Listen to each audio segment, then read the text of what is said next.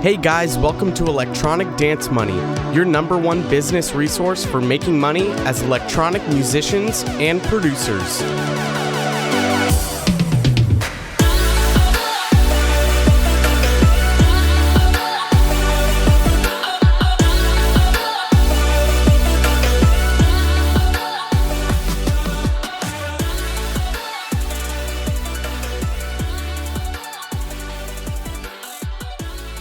What's up, everyone? Welcome back to a brand new episode of Electronic Dance Money.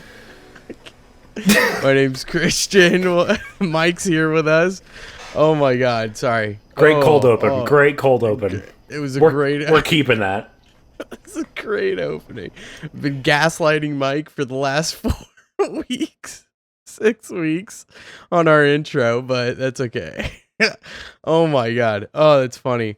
Whew. Okay, Mike, why don't you give us the rundown on what we're going to be talking about today? Because this was actually a really interesting thing that you brought to my attention that I've heard of before. I think I actually might have heard it on another podcast.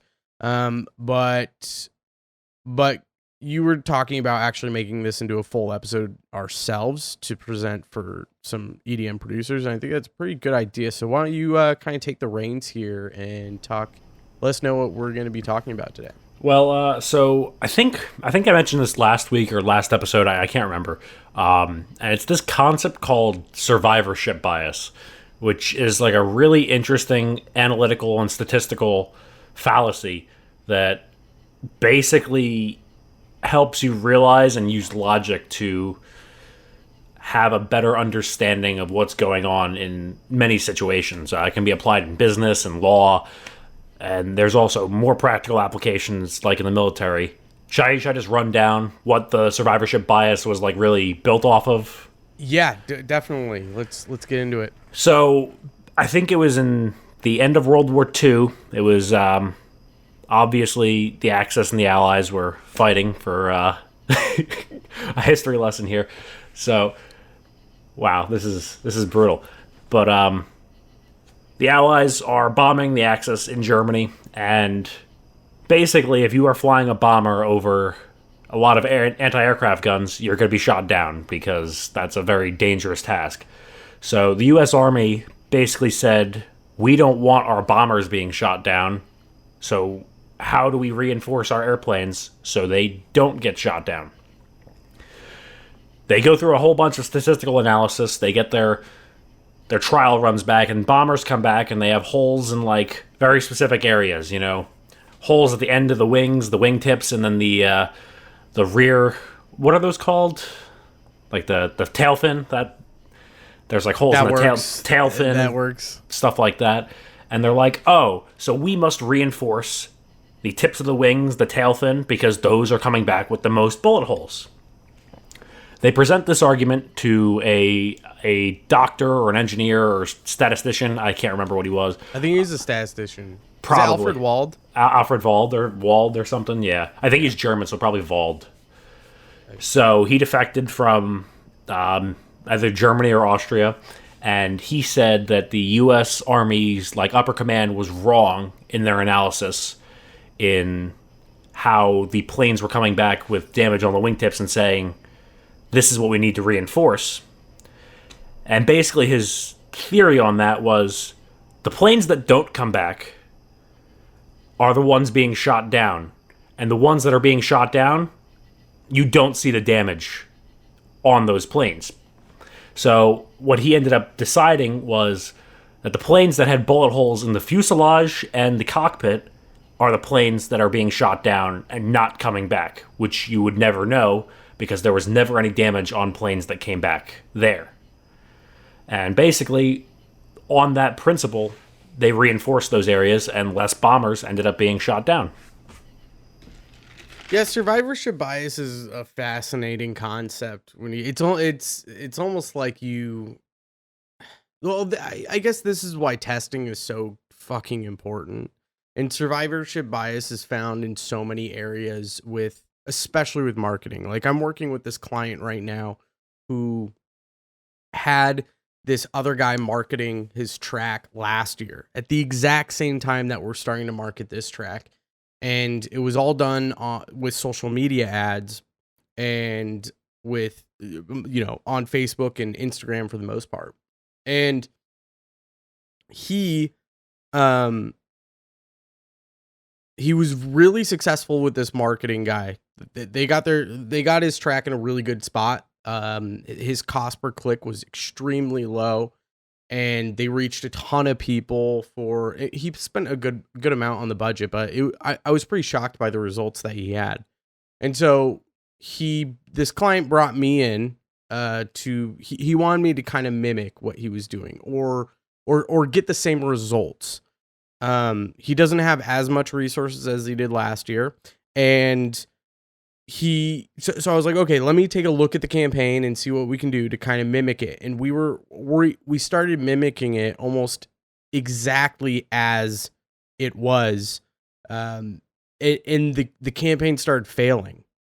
It was not we were targeting. I tested so many things, targeting the same audiences, which targeting the same audience helped a bunch. Using almost the exact same content, using almost the exact same copy, using the same placement, everything, and it still was failing, and it wasn't doing as well as it was last year. And so I started to, especially after we started talking about survivorship bias, you and I started to look at the campaign. And I was like, okay, something's wrong here. Like, just because, sure, this campaign worked, and the reason why that campaign probably worked at the time is there's so many different variables, right? And stuff you can't see. Stuff you can't see. I also don't have a lot of the data that this guy has, and so I can't just duplicate this and be like, it's gonna work the exact same way. You're gonna get the same results. That's never how marketing ever works, almost across the board. So I was trying to explain this to that client, where I was like, this is not. There's no way to predict whether or not this is going to work in this way or that way, or if we spend the same amount of money that it's going to work the exact same way. There's no time. All we can do is test and truly find out what works. And once we do enough testing and find what works, we're good. And we're getting to that point, actually, as I'm still working with them. And today, I think I found a breakthrough. And really where the breakthrough was in the audience. All of a sudden, within hours of me changing up the audience type, the cost per click, like it went down by almost 100%. His click-through rate almost tripled, I think. So it's like, okay, now we're heading in the right direction. So, and I'm using a completely different creative, or different video than we were using, than he was using on the previous successful campaign. So, I mean, this is a great example of like, well, sure, we can, and obviously marketing's different than planes coming back from war, but I think this draws a stronger point to the importance of testing, especially with marketing, especially with producers, especially when you're marketing your track, where it's like, just because this one thing was successful, sure, we can mimic certain parts, right? We are going to learn that, okay, this audience works a little bit better with this style of track, or they respond better with this type of content, or they respond better with this type of landing page design. That can all, we can take a lot of that stuff and be like, okay, we definitely want to include that because those were the most successful parts. But you can't just outright duplicate the exact same thing, because there's too many variables, and almost never do the same marketing campaigns work through and through exactly the same. Yeah, I think a lot of cases, a lot of people in business or marketing, they'll use the phrase ceteris paribus, with all else be equal. And there's just no way in those two scenarios you can ever line up, perfect circumstances in that situation. And I think that is relatively consistent with all fields, honestly, even music production. And I think, on another hand, survivorship bias also can be looked at a different way, where if you're presented with a problem, sometimes the solution you see isn't the solution, So sometimes it's you need to reverse engineer it, or sometimes you need to do the opposite of what you see. Yeah, well, I think that goes full circle with, especially with what I'm talking about, where it's like, just because something worked for someone else does not mean it's going to work the exact same way for you. And this plays extremely true to some examples that we have in our notes, which is, Mark Zuckerberg and Bill Gates. They both dropped out of college. Steve Jobs too. They all dropped out of college, and all three of them have built the most successful businesses in the entire world. So why don't I drop out of college? And let's see where that gets me. Yeah, that does not mean that you're going to be successful, because if you look at the data, the results of people dropping out of college it's heavily weighed against them that they are not going to be successful, and many of those people are not successful.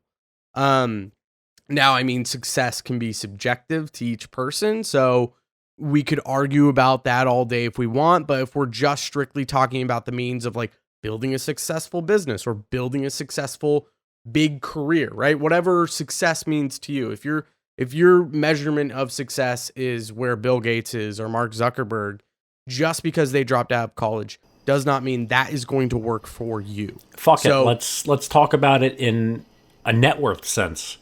You go to college, you do 2 years of college, you pay 60 grand, or you put 60 grand of debt onto your name. You drop out of college, you're like, I'm going to start a business.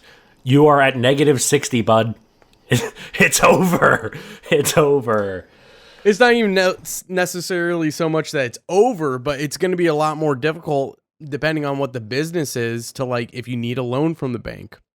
They're going to look at you and go, you didn't complete college, you took that loan out that we gave you, and you haven't paid it back fully. Why would we give you another loan for a business when your track record says you're just going to give up on it? So it's like there is a point to be made that just because something worked for someone else doesn't mean it's going to work this way. And we can point this back to this marketing client that I have, where yes, you were very successful in that other campaign. That does not mean, especially because they're a year apart, a lot happens in a year. That does not mean this campaign is going to be just as successful or mimic the other one, even if we copy everything. And I think this is similar to producers who might be looking at other producers who went to, a specific production school. Nightmare went to Icon Collective, so I should go to Icon Collective because I'll be just as big as Nightmare, or I'll turn into the night. No, that doesn't mean that, or Jaws. Same with Jaws. He went to Icon. That does not mean that you will be Jaws. I know a guy who went to Icon, and he DJs the local Thursday pub. Yeah. So, same with, now Mike knows this. I'm one to shit on FL Studio all day. All day. All day. I'm not a fan of FL Studio, but I won't tell other producers, except for Mike, to stop using FL and that it's a terrible DAW and you're not going to be successful.